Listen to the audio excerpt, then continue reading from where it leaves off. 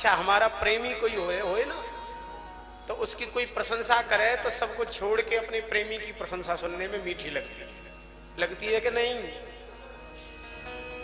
और जिससे थोड़ी खटपट चल रही होए ना, उसकी कोई बुराई करने वाला होए ना, तो उसकी बुराई भी मीठी लगती है। अरे कई बार तो काम धंधा छोड़ करके कान लगावे व्यक्ति, दूसरा कोई दूर बात कर रहा होए ना, तो बाद में पूछेगा क्या कह रहे थे उसके बेटे में, क्या हो गया हमें भी बताओ। अरे भले आदमी, भागवत की कथा है जो तुम पूछ रहे हो, हमें भी बताओ, बुराई है क्यों सुनना चाहते हो? तो ये कानों को लगी है बीमारी, ये कैसे मिटे? मंद बुद्धि वाले, मंद भाग्य वाले जीवों का उद्धार कैसे हो? श्री सूत जी ने कहा कि महात्माओं, मैं उस दिव्य साधन को बता रहा हूं जो पवित्रों को पवित्र करता है, कल्याणों का कल्याण करने वाला है, उसको सावधान होकर के सुनो। चित्त शुद्धि का भी जो सर्वोत्तम साधन है, मन जिससे ज्यादा जल्दी शुद्ध होता है। अच्छा, मन के बिना शुद्ध हुए कोई काम बनेगा क्या? क्योंकि निर्मल मन जन सो मोहि पावा, निर्मल मन जन सो मोहि पावा, निर्मल मन जन सो मोहि पावा, निर्मल मन जन सो मोहि पावा, मोहि कपट छल छिद्र न भावा, मोहि कपट छल छिद्र न भावा। निर्मल मन जिस क्षण होगा उसी दिन सब काम बन जाएंगे। ये भागवत जी चित्त को भी निर्मल बनाती है। इसी श्रीमद् भागवत को जब सुखदेव जी ने राजा परीक्षित को सुनाया, तो सुखदेव जी के पास में देवराज इंद्र अमृत का घड़ा लेकर के आ गए। कथा दे दो, अमृत ले लो। भगवान सुखदेव जी ने कहा कि तुम कथा और अमृत की बराबरी कर रहे हो, इसलिए तुम अधिकारी ही नहीं हो। इंद्र को नहीं सुनाई। जैसे कोई मणि और कांच के टुकड़े की बराबरी नहीं कर सकता, वैसे ही भागवत की और अमृत की बराबरी नहीं हो सकती। माने इंद्र को जो कथा सुनने को नहीं मिली और वो हमको मिल रही है भगवान की कृपा से, भाग्यशाली है ना। सद्यः मुक्ति हुई राजा परीक्षित की कथा सुनने से। भागवत जी सर्वोत्तम और सर्वोत्कृष्ट सिद्ध हो गई। इसी भागवत को प्राचीन काल में सनकादिक ऋषियों ने नारद जी को सुनाया था। महाराज, दोनों का मिलन कहाँ हुआ? श्री सूत जी कहते हैं, एक बार बद्रीनाथ में सनकादिक ऋषि विचरण कर रहे थे। उन्होंने उदासी में भरे हुए नारद जी को देखा। नारद जी से उदासी का जब कारण पूछा तो उन्होंने लंबा इतिहास सुनाया। मैंने पृथ्वी को उत्तम माना, ब्रह्मलोक से पृथ्वी पर आया, फिर तीर्थों में गया। मैंने देखा कि कलयुग और अधर्म, इन दोनों ने मिलजुल करके संपूर्ण वस्तुओं के सार को चौपट कर दिया है। सत्यम नास्ति, मैंने देखा कलयुग में सत्य बोलने में लोगों को बड़ा पता नहीं जोर पड़ता है क्या। फायदे के लिए भी सत्य नहीं बोले, और भले ही नुकसान हो जाए लेकिन झूठ बोलने में बड़ी रुचि है लोगों की। कोई प्रेमी पास में बैठा था, चल जाने लगा।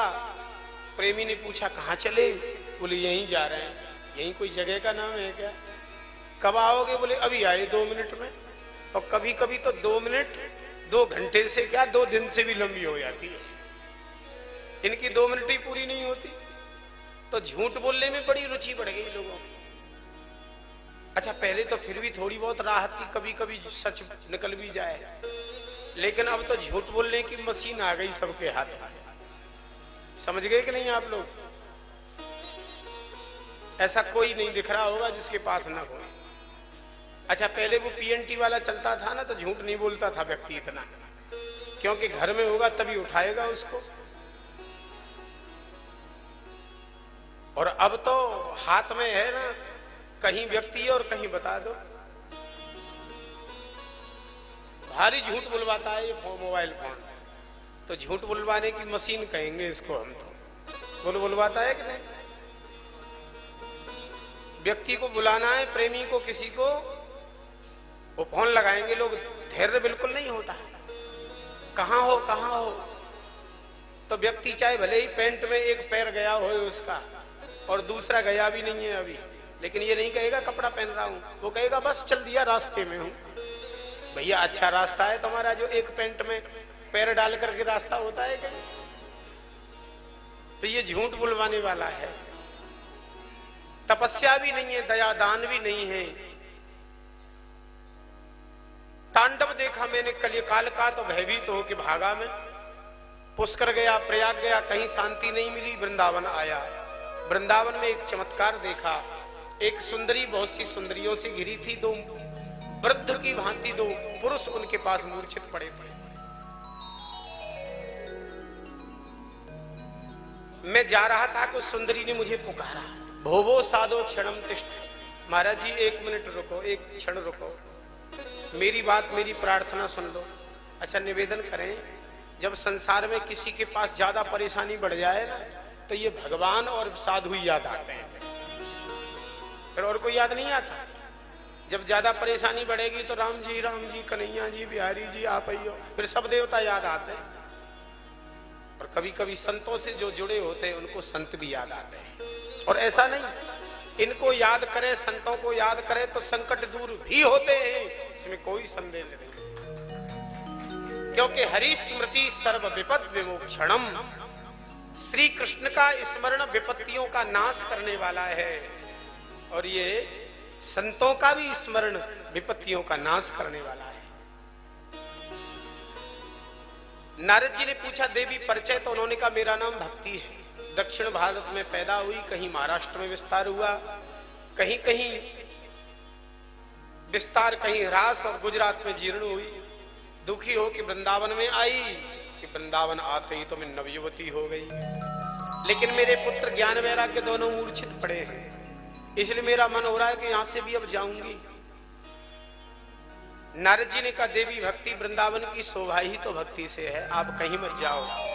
मैं प्रतिज्ञा करता हूं तुम्हारे पुत्र ज्ञान और वैराग्य को स्वस्थ करूंगा। आकाशवाणी ने कहा सत्कर्म करो। नारद जी सत्कर्म की खोज में निकले, सनकादि भगवान मिल गए हैं, और कहा जिस सत्कर्म की खोज में निकले हैं ना, वह सत्कर्म श्रीमद् भागवत है। कहां हो भगवान? बड़े गंगा द्वार समीपे तू तटमानंद नामकम, गंगा द्वार में, गंगा के तट पे कथा। वैसे भी निवेदन करें, नदी तट की कथा विशेष मानी गई है। भागवत में गंगा द्वार लिखा है, और यहाँ यमुना द्वार समीपे तू तटमानंद नामकम, ये भी आनंद तट ही है। धीर समीर अपने आप में एक अलग लीला स्त्री है ठाकुर जी की। पूरे वृंदावन की महिमा नहीं, पूरे ब्रज की महिमा भारी है। ब्रज में भी वृंदावन की महिमा विशेष है, और वृंदावन में भी भैया ये रास वाली जो स्थली है ना, बंसी बट और धीर समीर का, इसकी महिमा और सर्वोत्तम है।